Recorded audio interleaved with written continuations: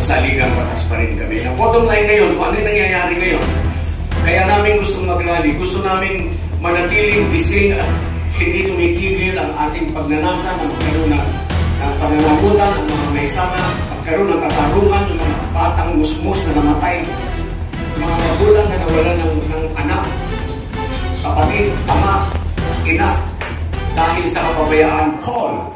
We call on all Filipinos to reclaim moral leadership, choose truth over fear, fairness over favor, integrity over indifference. We call on our soldiers to keep faith with the people. We call on our middle class to defend legitimacy and civic conscience. We call on our workers and entrepreneurs to rebuild prosperity on honesty. Yun po yung call. Diniretso ko na sa bottom of the written statement. Yung question yun tungkol sa rally permit. Nasanay na kasi lahat ng mga nag-i-issue ng rally permit nung araw. Nasanay na sila na ang rally ay 1 oras lang, 2 oras lang, 3 oras lang. Ngayon lang sila naka-receive na application 3 days. Nagulat sila.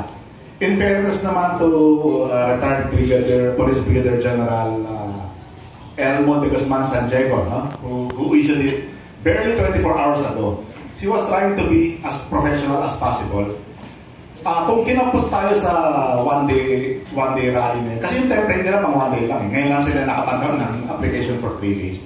E di, within that first day, baka humingi kami pupunta ulit kami, mag-apply ulit. Kasi yung template nila pang 1 day lang. That's the only reason.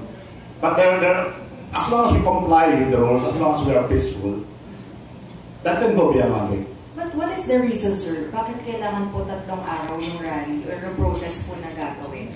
Sa dami po ng clubbers. The clubbers nationwide, mula Tawi-Tawi until Apali, until Batanes, no? So, yung iba, sinalanta ng bagyo, it will take time for them to arrive here. And they're taking care of their problems, yung mga national disasters nila. In fact, si General Pocas S, umiikot sa bansa, tulungan muna yung mga nasalanta. Priority sila. Tayo, nasa buhay natin dito sa hindi tinamaan ng bagyo. So yung iba, dahil it will take them time to travel, to raise funds for pamasahe, to ride the cheapest available boat. Wala naman airport sa Tawi-Tawi. So it will take time. So for them to assemble in the national capital region, it will take time. So kinakailangan ng 3 days. Sir, last na lang from my end. Kay Retired General Garcia po. Sir, may agam-agam kasi po yung gobyerno na baka destabilization plot. Ito because although there are religious community and civic groups joining this rally, meron din po kasi malaking grupo ng mga retired na mga military officials. Ano po yung explanation niyo po doon? Una-una, hindi siguro accurate na may agam-agam ang sandatahang lakas ng Pilipinas na kung mayroong kaguluhang magmumula sa United People's Initiative. Kasi paliwanag ko sa inyo, nung nakipag-meeting kami kay General Bronner, niliwanag namin sa kanila, sabi namin, anong inilalaban ng United People's Initiative? Bottom line namin is, gusto namin ipaglaban ang paggalang, ang pagsunod, at ang pagtatanggol ng ating saligang batas. So parehas kami ng sandatahang lakas ng Pilipinas. Hindi kami lumalabas doon sa linya na yon. Nasa saligang batas pa rin kami. Ang bottom line ngayon, kung ano yung nangyayari ngayon, kaya namin gustong mag-rally, gusto namin manatiling gising at hindi tumitigil ang ating pagnanasa na magkaroon ng pananagutan ang mga maysana, magkaroon ng katarungan yung mga batang musmus na namatay, mga magulang na nawalan ng anak, kapatid, ama, ina, dahil sa kapabayaan, kasakiman ng mga nagnakaw sa atin. Katarungan sapagkat yung mga may sala dito ay yung mga taong mismong dapat na yung inaasahan natin na mag-iisip at gagawa ng maganda para sa ating mga mamamayan. Hindi po nangyayari yan. So we are here to fight for everybody.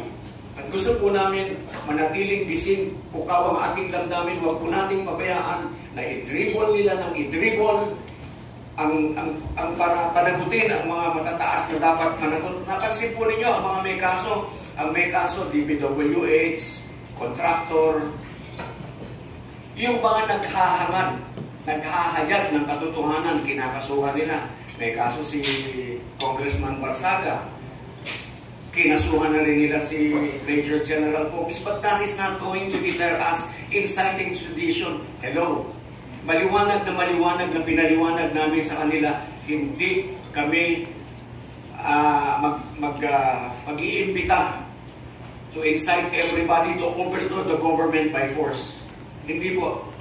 Nasa linya po kami ng saligang batas, diyan po kami lalaban at diyan kami hihingi ng katotohanan, ng katarungan. Yung pong pag-dribble nila na, napansin ba ninyo, meron sa Senado, meron sa DPWH, meron sa ICI, magkakaroon pa rin po sa Ombudsman pagdating ng mga recommendation ng mga investigations na yan, pagdating sa Ombudsman, may investigasyon pa rin po ulit. Aba, ay naitago na, naitakas na yung mga gusto nating mabawi. Hindi po ba?